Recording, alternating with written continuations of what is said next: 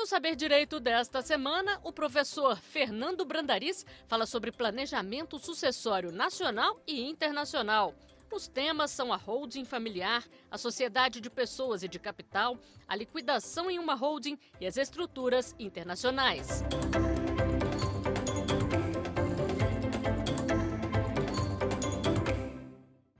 Olá pessoal, dando continuidade à nossa quarta aula sobre planejamento sucessório nacional e planejamento sucessório internacional, vamos voltar um pouco do que nós falamos desde a primeira aula. Na primeira aula falamos o quê?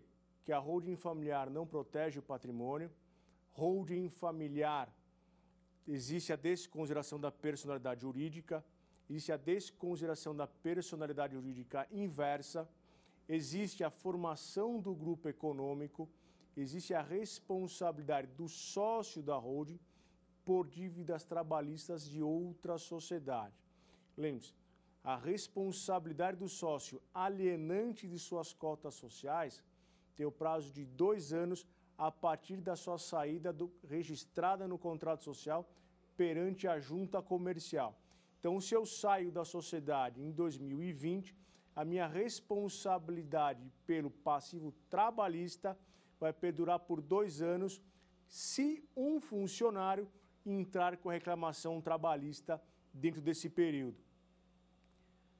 Passado esses 2 anos da minha saída devidamente registrada da junta comercial, eu não devo nada para a sociedade ao qual participei como sócio, salvo se ficar demonstrada simulação nessa transferência de cotas. Então, se eu saio de uma sociedade operacional, monto meu planejamento sucessório com a minha família, dentro desses 2 anos da minha saída, eventualmente ingressando algum reclamante com uma reclamação trabalhista, nossa sociedade holding patrimonial pode vir a ser contaminada, ou seja, ser responsabilizada por dívidas trabalhistas da sociedade ao qual participei.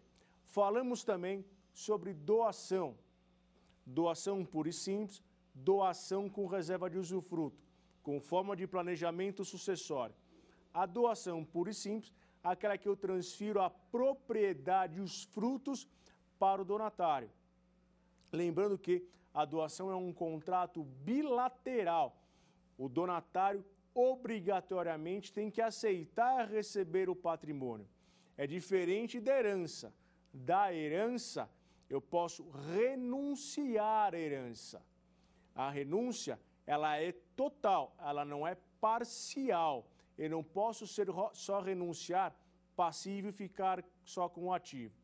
Na doação, eu simplesmente não compareço ao ato.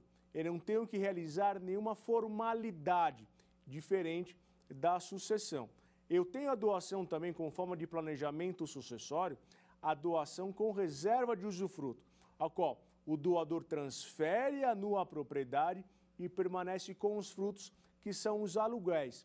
Lembrando que tanto a nua propriedade quanto os frutos, ambos são penhoráveis. Se estão achando que a doação com reserva de usufruto é uma forma de proteção patrimonial, ela não é. E quando eu realizo a doação, independente se a doação pura e simples ou se a doação com reserva de usufruto, eu, doador, não pode ter dívidas. Se no momento, no ato, que eu transfiro o imóvel para um terceiro donatário e eu tenho dívidas, o credor pode pedir a anulação da doação, a ineficácia dessa doação, por fraude ao credor, fraude à execução. Não é que a dívida do pai passou para o filho, é o que garantia aquela execução, o recebimento do valor por parte do credor, era aquele imóvel. Se o devedor, doador, transferiu esse imóvel a um terceiro, a um filho, o credor pode pleitear a ineficácia dessa doação. Falamos também sobre o testamento. No testamento, eu posso testar até 50% do meu patrimônio. é o chamado disponível e o indisponível. Do meu patrimônio, 50% disponível eu posso testar para quem eu quiser, inclusive para herdeiros. Então, se eu tenho 2 filhos, eu sou solteiro e separado para a conta ficar mais fácil.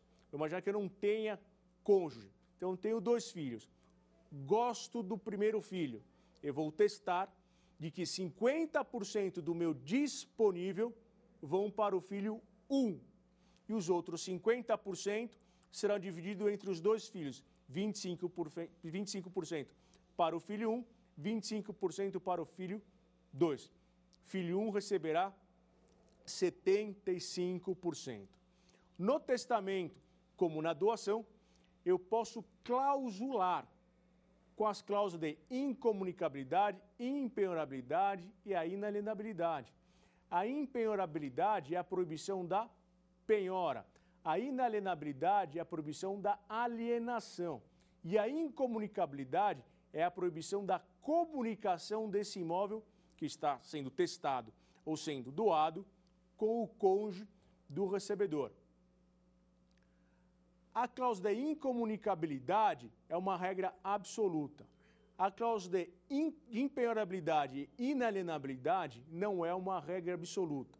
Por quê? A cláusula de inalienabilidade é a proibição da venda, mas sob determinadas situações eu posso pleitear ao Poder Judiciário a alienação desse imóvel. Por exemplo, preciso vender o imóvel para me tratar, uma doença, eu preciso estudar, não estou conseguindo pagar o IPTU, não estou conseguindo pagar o condomínio, não consigo locar o imóvel, está me dando prejuízo esse imóvel.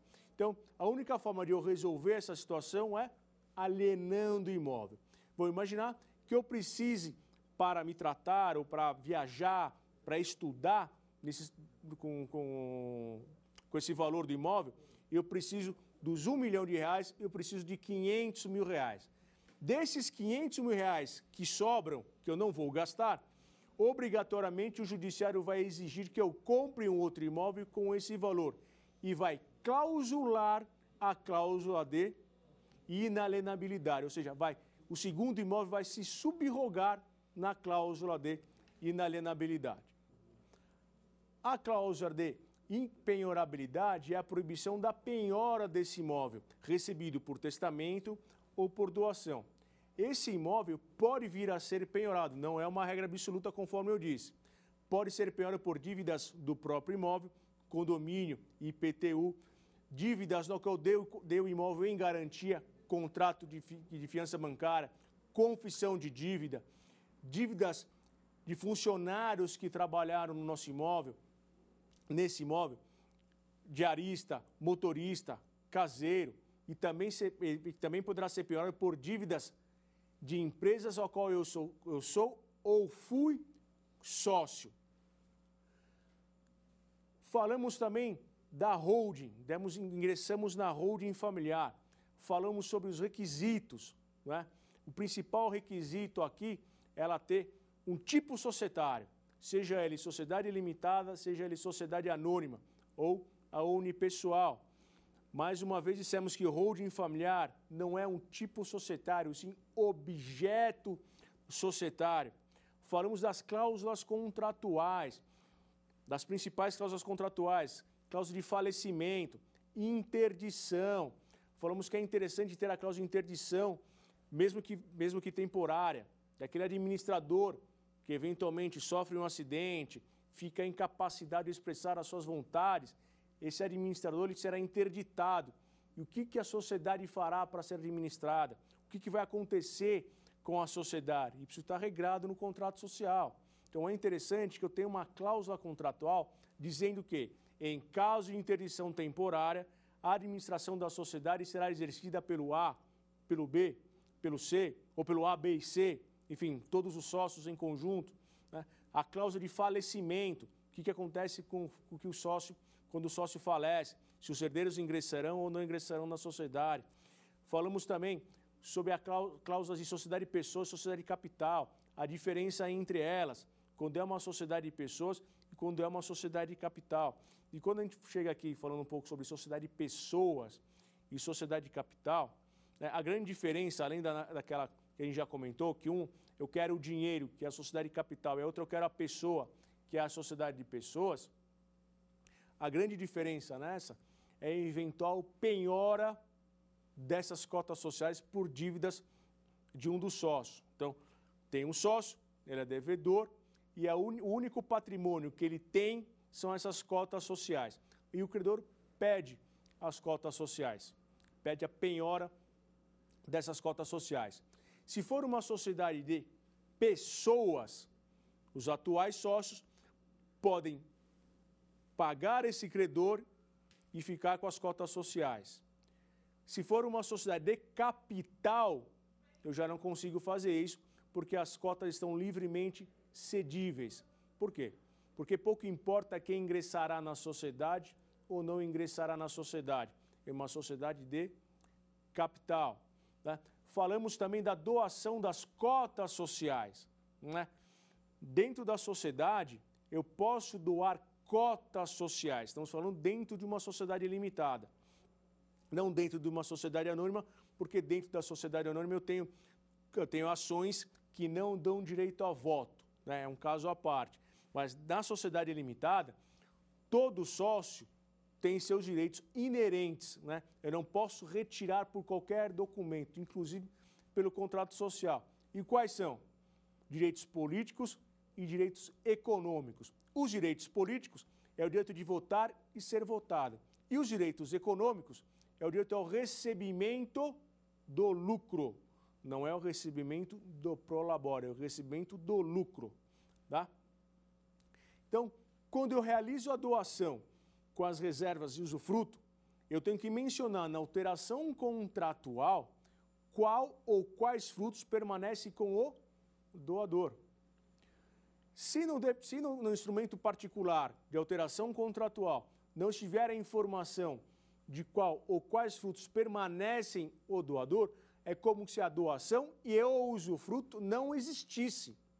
Eu tenho que expressar na alteração contratual qual ou quais frutos permanecem. Então, o doador doa nesse ato, com reserva de usufruto dos direitos políticos e econômicos, tantos por cento das cotas. Modelinho de cláusula simples aqui para vocês. Se não tiver expresso isso, ou melhor, se tiver escrito da seguinte forma: fulano e tal doa com reserva de usufruto as cotas para ciclano. Não existe a doação e não existe a reserva de usufruto, principalmente a reserva de usufruto. E qual que é a consequência disso? A consequência disso é que, eventualmente, o doador está declarando no imposto de renda recebimento de lucro, porque ele não pode ter recebimento de lucro. Por quê? Porque ele não tem os direitos políticos e nem os direitos econômicos. Eu não posso receber uma coisa que eu não tenho.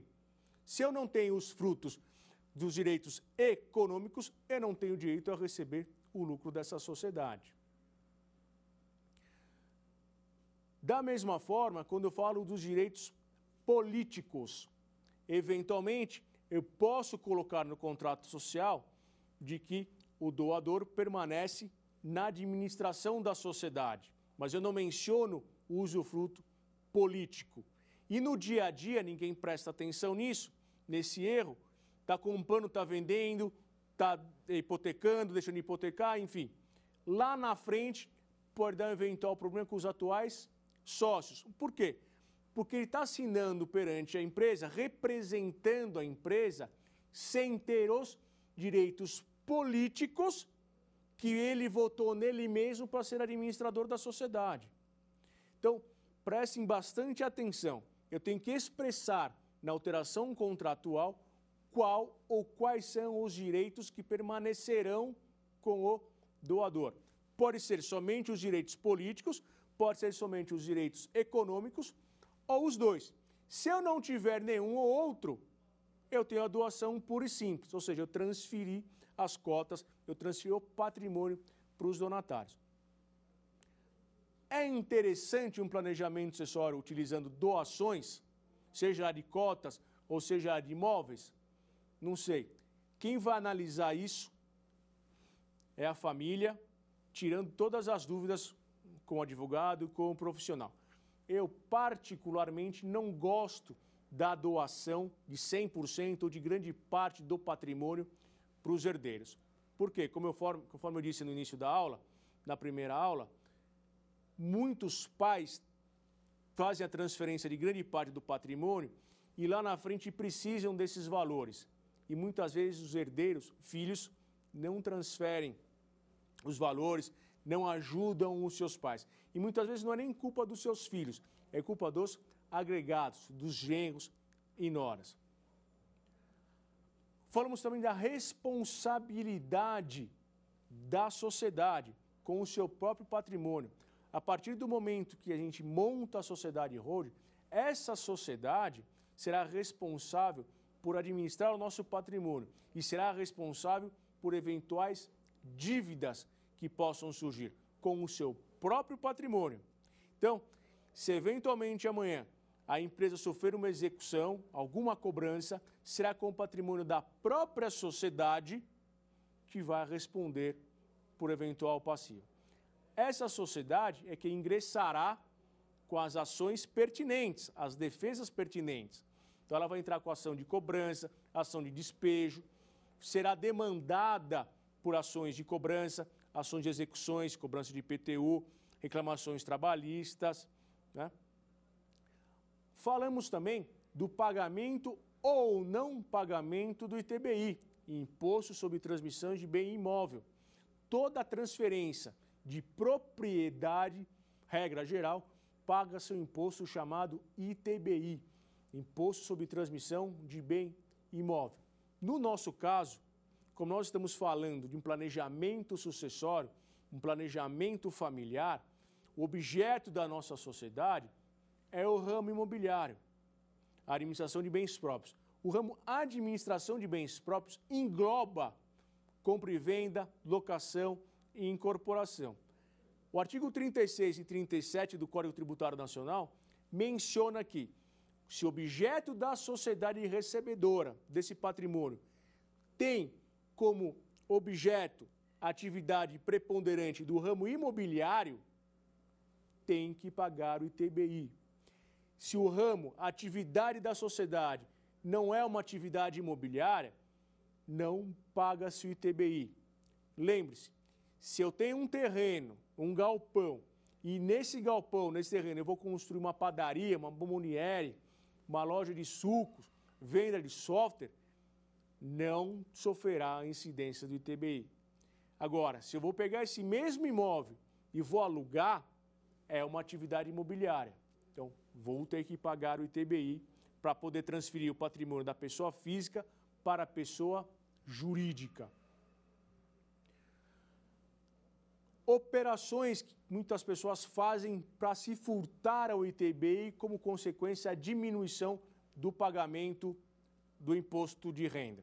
O imóvel está na pessoa física, a locação tem que pagar 27,5% com base no tributo, 27,5% de tributação. O que o camarada faz? Ele monta uma pessoa jurídica, faz um contrato de comodato com a pessoa jurídica, ele transfere o imóvel, a posse do imóvel. Lembrando, propriedade é propriedade, posse é posse. Propriedade é quem consta na matrícula do imóvel. Exemplo de posse e propriedade, contar e locação. O locador é proprietário, o locatário tem a posse. Então, nesse exemplo que eu dei, pessoa física tem a propriedade, ela faz um contrato de comodato transferindo a posse para uma pessoa jurídica e a pessoa jurídica aloca o imóvel para um terceiro. Esse terceiro paga o aluguel, a pessoa jurídica tributa na alíquota dela de 13%, arredondando para 15% porque a gente tem um contador, ao invés de recolher os 27,5% na pessoa física. Essa operação do contrato de comodato entre pessoa física, a proprietária do imóvel, e a pessoa jurídica que tem a posse do imóvel é simulação. Será autuado pela prefeitura, eventualmente por até sonegação fiscal. Então, cuidado com essas operações de contratos, principalmente o contrato de comodato. O contrato de comodato não existe? Sim, ele existe. O problema é que você está usando um contrato válido, que está no nosso Código Civil, para simular, desvirtuar. E é isso que o nosso ordenamento jurídico não admite. É ato nulo. Ato nulo não convalesce no direito. Falamos também dos procedimentos de abertura da sociedade, né? Eu monto o ato constitutivo, menciono o capital social da nossa sociedade de X, lembrando que a gente pega a nossa declaração de imposto de renda, coloco lá todos os meus imóveis que eu quero fazer um planejamento sucessório, lembrando que cotas sociais eu não vou transferir como ativo da nossa holding patrimonial. Por quê? Porque se a nossa holding patrimonial for sócia dessa empresa operacional, se amanhã ou depois tiver problemas nessa empresa operacional, ocorrendo a desconsideração da personalidade jurídica, o que vai acabar acontecendo? Quem passa a ser devedor? A empresa patrimonial. E a empresa patrimonial tem todos os bens, o nosso patrimônio. Então, para evitar que isso aconteça, eu não vou colocar tudo dentro da mesma casinha. Eu vou montar duas estruturas. A empresa operacional vai continuar e a empresa patrimonial vai continuar com o patrimônio imobilizado. Eu não vou colocar tudo dentro da mesma casinha, tá? Vou separar. Então, eu vou pegar minha declaração de imposto de renda, vou relatar todo o patrimônio que eu tenho ali, que eu quero fazer meu planejamento sucessório.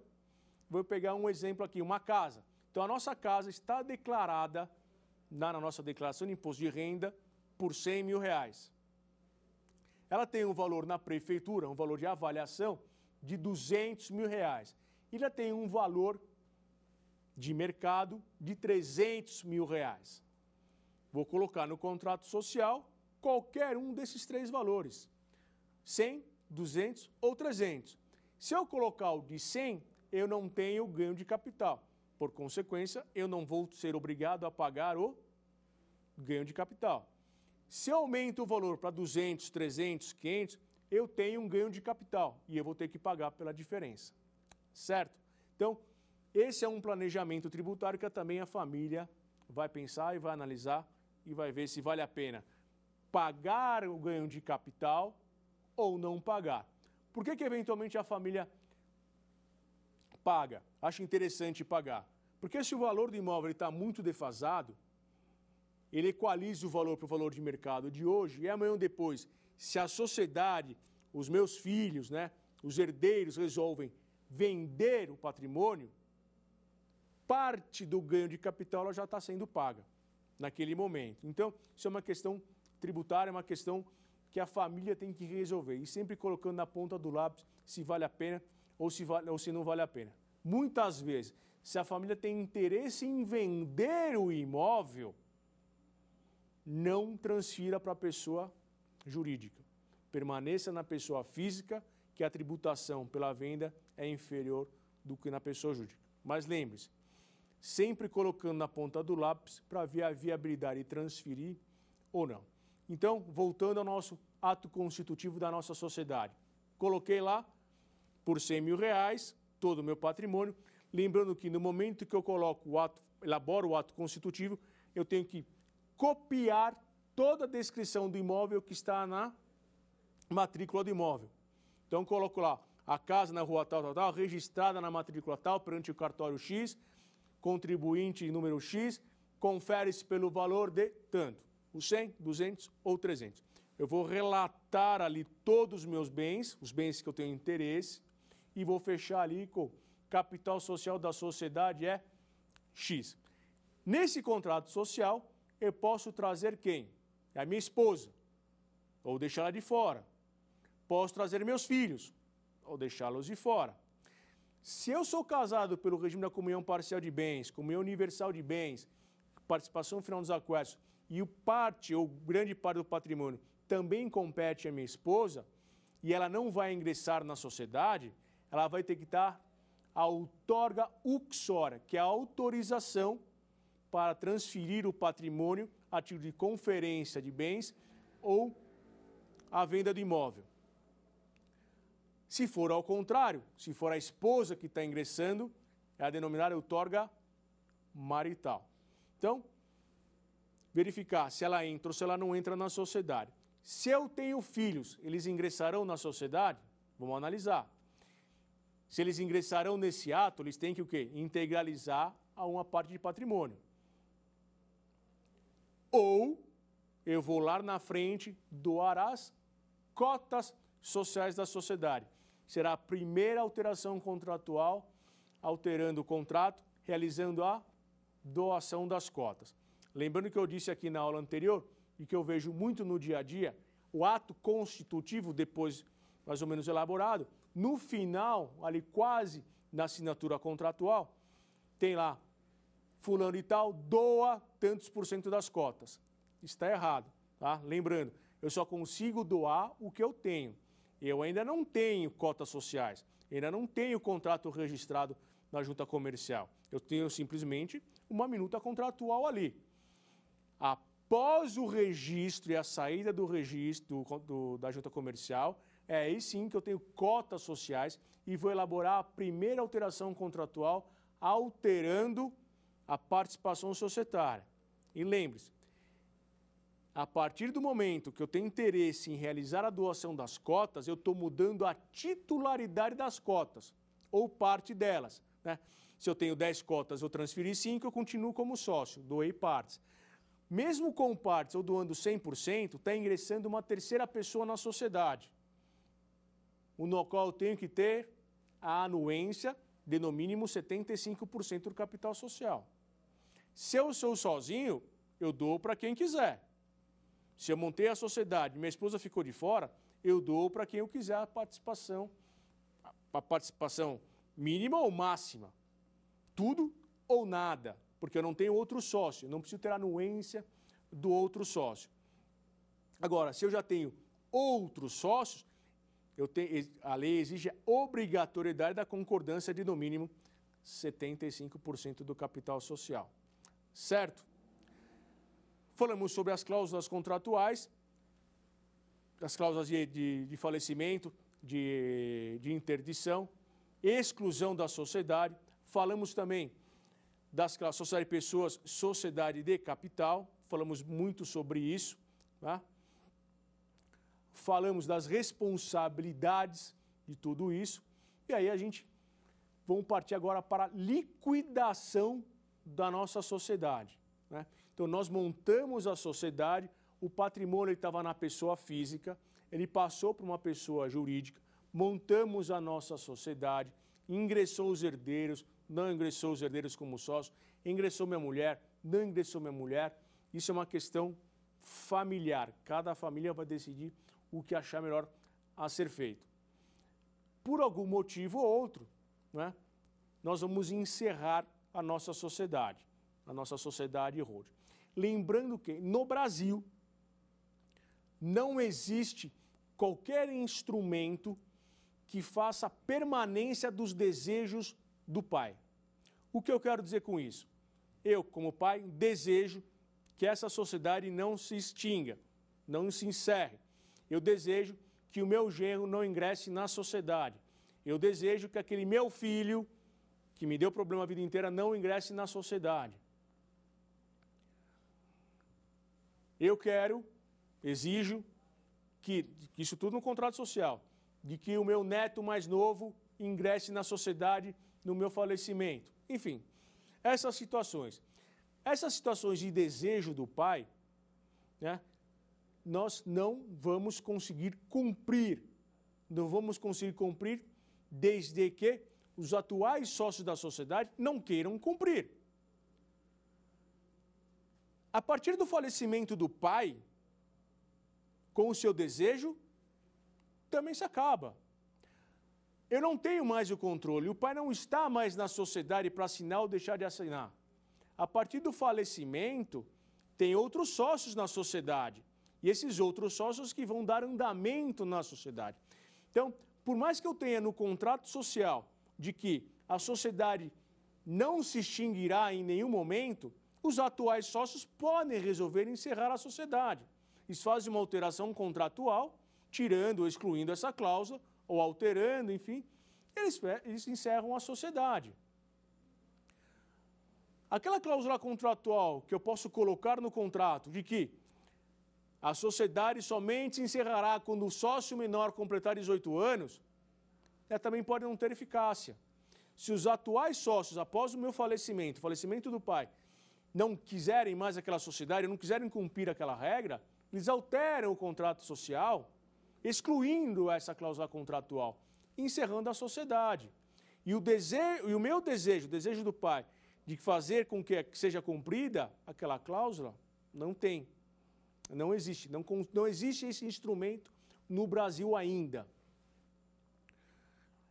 Então, vamos imaginar agora de que montamos a sociedade, por um motivo A ou B, resolvemos extinguir a sociedade.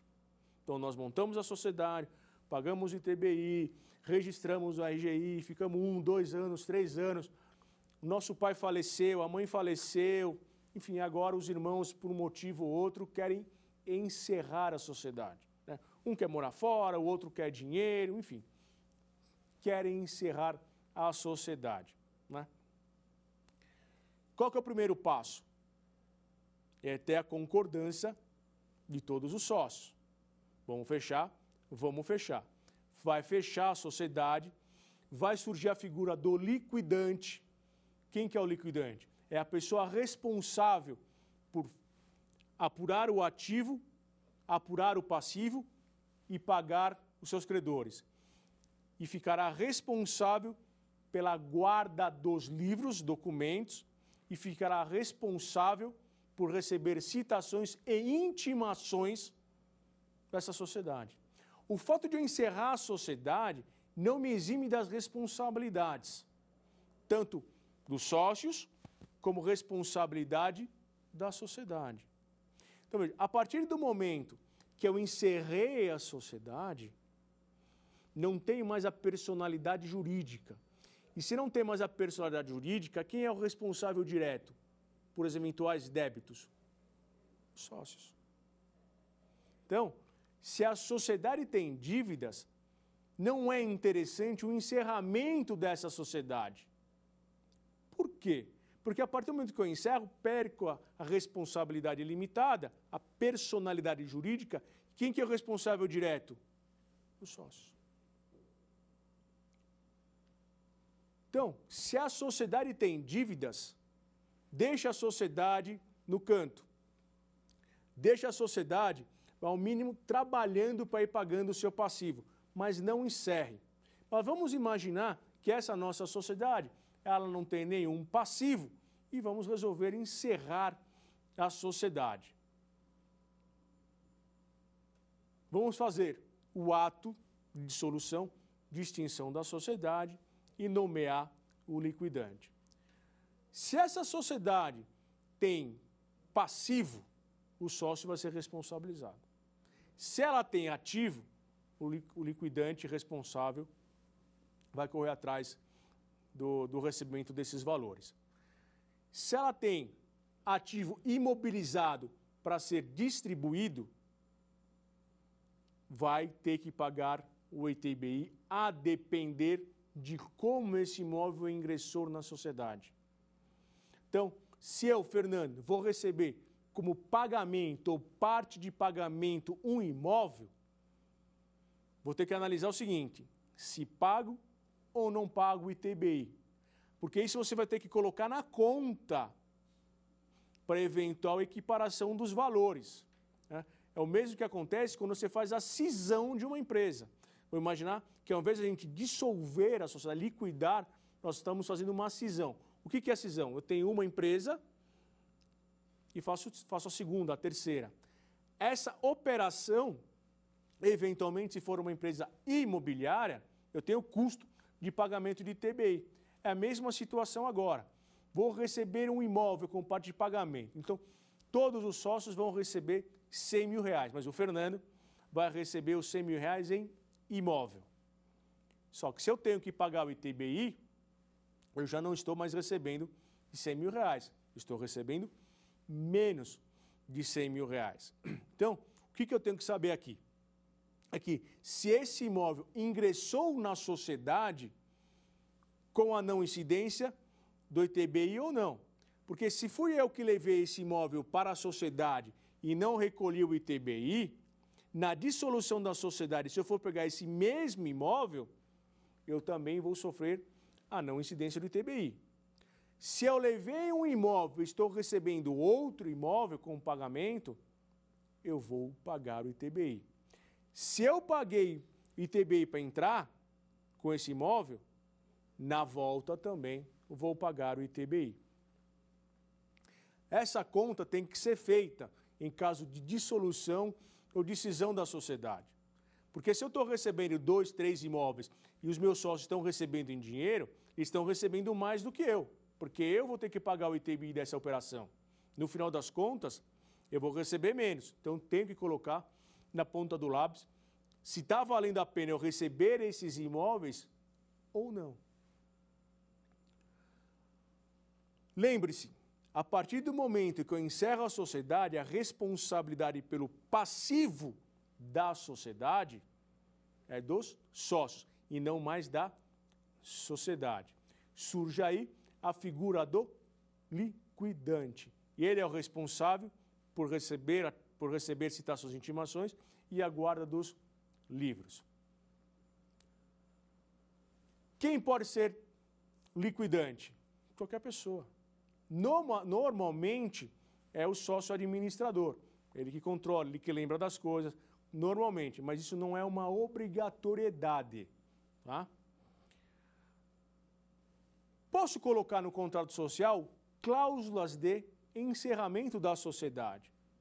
Por exemplo, a nossa sociedade ela está por prazo determinado. Normalmente a gente monta as sociedades, abre-se as empresas por prazo indeterminado. Nossa empresa, por exemplo, está por prazo determinado. Dia tal, do mês tal, do ano tal. Chegou nessa data, nós temos que encerrar a sociedade. Então, é uma forma de dissolução da sociedade. Posso colocar no contrato social que, a partir do momento que o filho menor completar 18 anos, encerra a sociedade. Pode existir cláusulas do poder público, que obrigatoriamente nós temos que encerrar a sociedade. Por exemplo, em São Paulo, nós tivemos a Lei Cidade Limpa. Vamos imaginar que a nossa sociedade tinha como objeto social locação de outdoor. Vem uma lei, proíbe a locação de outdoor. É uma causa vinda do poder público. Extinção da sociedade. Outro exemplo. Nossa sociedade tem como objeto social a construção de prédios acima de 10 andares. Vem uma lei municipal de uma cidade, da sede da nossa sociedade, que diz do dia para a noite, é proibida a construção de prédios acima de 10 andares. Extinção na forma da lei. Proibido. Então, eu posso especificar cláusulas no contrato ou, eventualmente, pode vir alguma lei, determinação de extinção da sociedade. Né? Lembrando sempre, não existe nenhum documento, nenhum tipo societário, nenhuma estrutura que faça a perpetuação, a confirmação do desejo do pai. Sempre, eventualmente, poderá acontecer do encerramento e do não cumprimento do desejo dos pais. Tá? A única forma existente que existe de cumprimento do desejo do pai é fora do Estado brasileiro, né? Que a gente vai ver aí na próxima aula, que é o trust e a fundação internacional. Trust existem aqui, não existe no Brasil, né? A gente não consegue trazer o trust para o Brasil porque nós não temos legislação, mas o brasileiro pode ter o trust. O brasileiro pode constituir o trust, pode ser beneficiário do trust, pode também ser beneficiário de uma fundação internacional. Não é a nossa fundação ela tem que ser pública, né? fins filantrópicos, prestar contas ao Ministério Público. A Fundação Internacional é privada e não pública.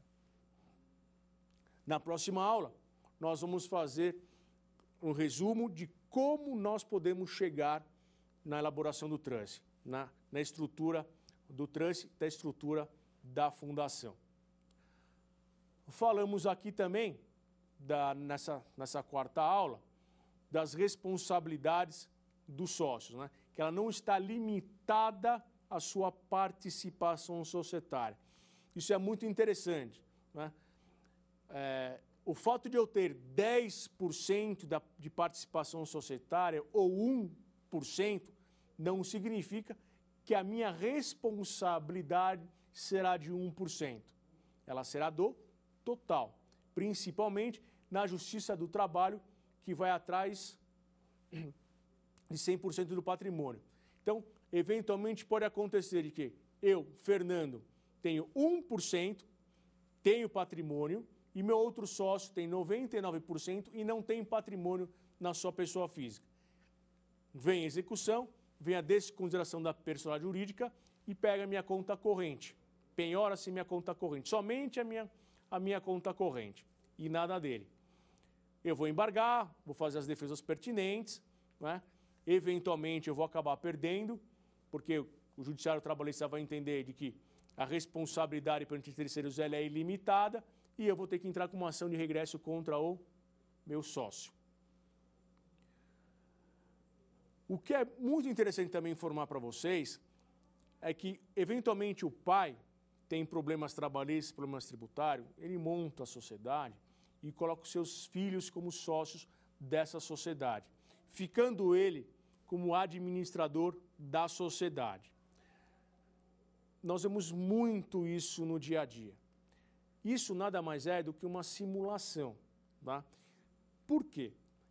O pai, devedor, está se utilizando de uma terceira pessoa, os filhos, para ser proprietário dos seus bens e administrá-lo.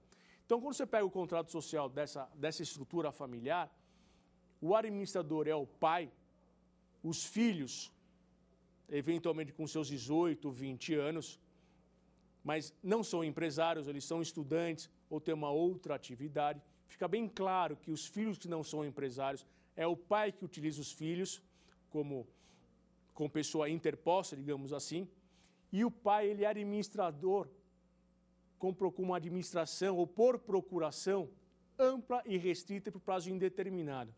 Quem tem essa procuração, essa administração ampla por prazo indeterminado e restrita é o dono. É a teoria da aparência. Então, o judiciário, o trabalhista, o civil tributário, eles vão verificar isso. Poxa, o camarada ele não tem mais nenhum patrimônio, mas os filhos têm patrimônio, são adolescentes, não teriam condições financeiras de ter esse patrimônio se não for com a ajuda dos pais. Pela teoria da aparência, eu entendo de que o pai é o proprietário de todo esse patrimônio. O pai é administrador, ou procurador, com administração ampla e restrita, ele é o dono do negócio. Não é crível que um adolescente de seus 18, 20 anos, ele tenha um patrimônio de R$1 milhão. De duas uma. Ou ele é jogador de futebol, pagodeiro, né, funkeiro, ou veio de alguém. Quando vem de alguém, está caracterizada essa transferência de patrimônio, principalmente de quem é devedor e transferiu para o filho, pela teoria da aparência, esse patrimônio não é do filho, e sim do pai.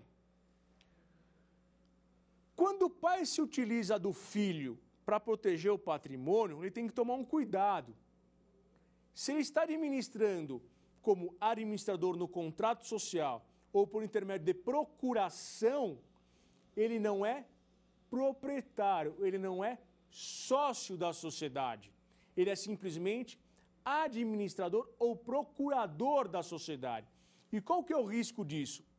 Dos sócios, seus filhos, revogarem a administração, revogarem a procuração do pai. E o pai fica o quê? Chupa o dedo. Chupa o dedo por quê? Porque não tem mais o patrimônio. O filho revogou a procuração, alterou o contrato, tirou o pai da administração, o filho vende tudo.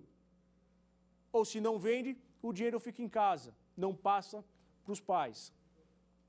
Então, essa situação de utilizar os filhos ou terceiros tem que tomar um certo cuidado. Eu vejo muitas pessoas utilizando amigos, cunhados, como pessoa interposta. A pessoa que está como sócia, ela tem alguns problemas. Problema tributário, porque ela tem um patrimônio que eventualmente ela não tem renda para ter. Segundo ponto, ela pode ser empresária, dá errado, não tem sucesso no seu negócio e acaba respingando no patrimônio que não é dela. Essa pessoa falece. O amigo, o cunhado, não é herdeiro da pessoa que faleceu, né? Como é que faz para transferir o patrimônio do cunhado para o outro cunhado? Ou do amigo para outro amigo? Enfim, são situações que a gente vê no dia a dia que lá na frente pode ser que tenha problema, não é? Principalmente nessa questão de você confiar muito num terceiro, né? Aquele ditado de que ninguém é traído por alguém que não confia. Você é sempre traído por alguém que você confia. Então, se eu vou começar a me utilizar de pessoas, de terceiros, para proteger o meu patrimônio, eu tenho que tomar muito cuidado nessa relação. Porque nessa relação, o camarada ele pode vender o teu patrimônio, ele pode hipotecar esse patrimônio, dar em garantia, enfim, sumir com o teu patrimônio. Amanhã ou depois ele falece, você não é herdeiro do seu amigo, você não é herdeiro do seu cunhado. Essas questões precisam estar bem resolvidas com essa pessoa que você está utilizando, com pessoa interposta, e com os seus familiares. Muitas vezes eu vejo no dia a dia pessoas que transferem o patrimônio para os filhos, como doação para os filhos, e quando precisam dos valores, os filhos não voltam com o dinheiro, não ajudam os pais, né?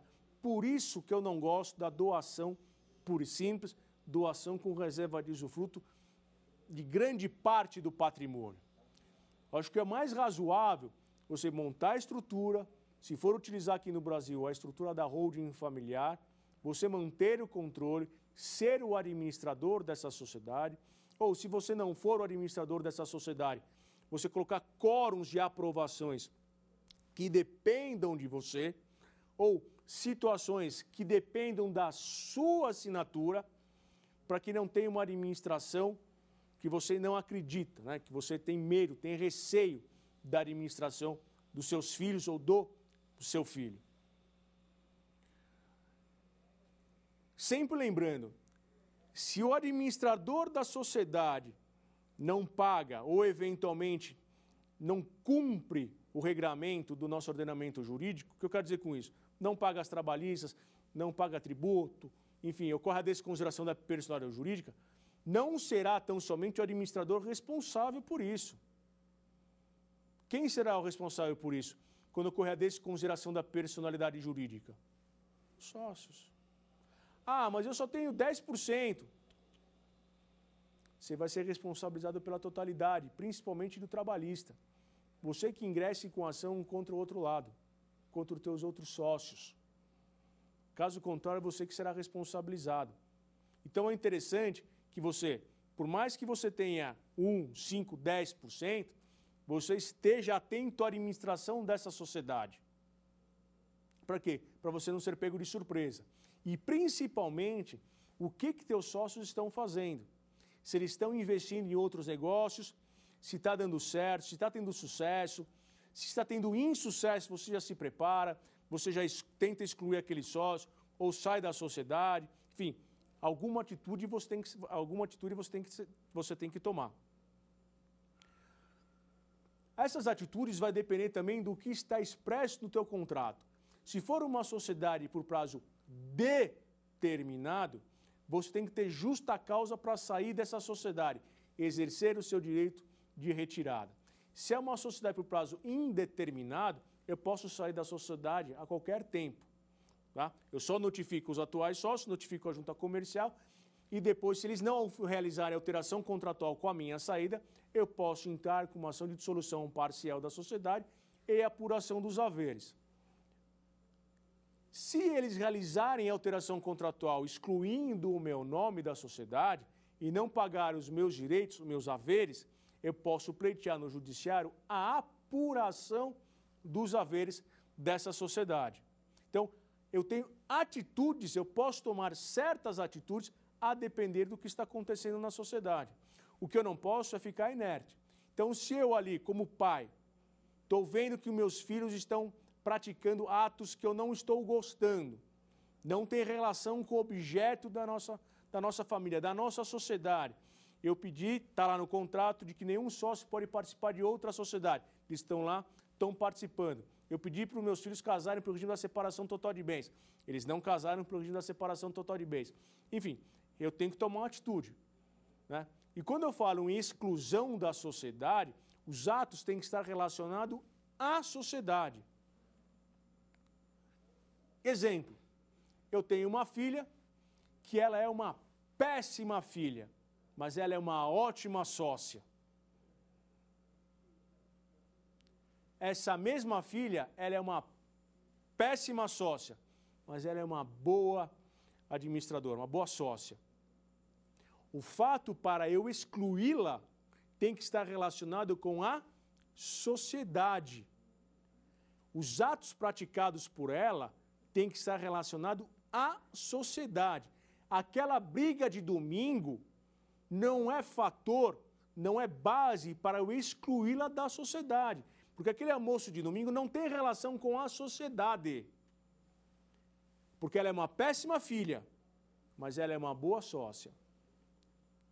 Agora, se tem relação com a sociedade, ela é uma péssima sócia, mas ela é uma boa filha, aí sim eu consigo excluí-la da sociedade. Eu vou fazer uma assembleia, chamar para uma assembleia todos os sócios, uma assembleia específica para aquele ato, ou seja, exclusão da sócia X por esses e esses atos. Vai ser realizada a assembleia e na assembleia eu vou dar o direito de defesa dela, o direito ao contraditório e nós na assembleia vamos decidirmos se vamos excluí-la ou não vamos excluí-la da sociedade. Se chegarmos à decisão que vamos excluí-la da sociedade, vamos fazer toda a documentação, levar na junta comercial, na alteração contratual tem que especificar como a sociedade vai pagar os haveres dessa sociedade, a forma de apuração e a forma de pagamento tem que estar expresso, se eu não realizo a alteração contratual com a exclusão dela, eu tenho que mencionar tudo isso na alteração contratual e na ata de assembleia que vai ser levado ao registro da junta comercial. Caso contrário, não tem. Não realizo o registro. Realizado o registro da exclusão dela, eu tenho que pagar. Se a sociedade não paga, ela poderá entrar com o quê? Com a apuração dos haveres, porque ela já foi excluída da sociedade. Então ela vai entrar com a apuração dos haveres. Qual que eventualmente vai ser a defesa dela se ela não quer ser excluída? Que o ato praticado por ela não enseja a justa causa, não está descrito ali no contrato social, ou não foi tão forte que trouxe prejuízo para a sociedade.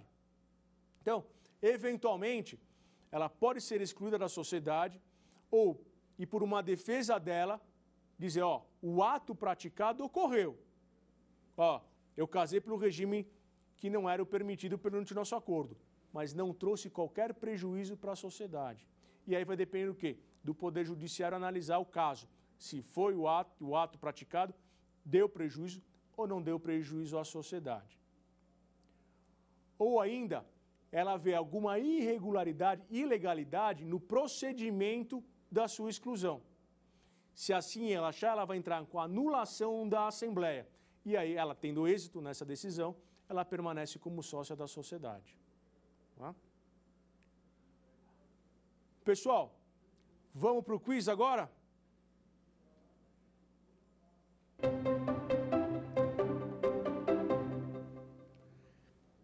Pergunta: com a dissolução da sociedade, os ex-sócios podem ser responsabilizados por eventuais dívidas da sociedade? A, não. B, sim, em determinados casos. C, sim, em todos os casos. D, sim, somente nas execuções tributárias. Resposta, letra C, sim, em todos os casos. O fato de eu dissolver a sociedade, encerrar a sociedade, não exime os sócios e ex-sócios de qualquer responsabilidade. Vamos para o segundo quiz. Quem pode ser o liquidante da sociedade limitada? Letra A, o administrador. Letra B, o sócio majoritário. Letra C, qualquer pessoa. Letra D, o contador da sociedade. Resposta correta, a letra C. Qualquer pessoa pode ser liquidante da sociedade. Lembrando que essa pessoa será responsável pela guarda dos livros, receber citações e intimações e pagar os seus credores da sociedade. Vamos para o terceiro quiz. O contrato social pode prever causas de dissolução? Letra A, não. Letra B, sim. Letra C, depende das causas. Letra D, sim, mas precisa de autorização do Poder Executivo Estadual. Resposta correta, letra C, depende das causas. Eu posso colocar no nosso contrato social qualquer causa de dissolução da sociedade. Lembra o que eu falei? No nosso contrato social tem uma cláusula expressa. E nossa sociedade só pode construir apartamentos acima de 10 andares. Tem uma lei proibindo a construção de apartamento acima de 10 andares. Ou posso colocar também como causa de extinção da sociedade, de que a partir do momento que o filho menor completar 18 anos, a sociedade se extingue. Então, pessoal, fizemos um resumo nessa quarta aula, falamos sobre bastante coisa interessante. Vou voltar um pouco na próxima aula, que vamos juntar com o que nós falamos anteriormente, com Fundação Internacional, como Trust, como forma de um planejamento tributário e um planejamento sucessório. Até a próxima aula. Quer dar uma sugestão de tema para os cursos do Saber Direito? Então mande um e-mail para saberdireito@stf.jus.br ou entre em contato pelo nosso WhatsApp. O número é esse que aparece na sua tela. Você também pode estudar pela internet. Basta acessar o site tvjustiça.jus.br ou rever as aulas no canal da TV no YouTube. TV Justiça Oficial.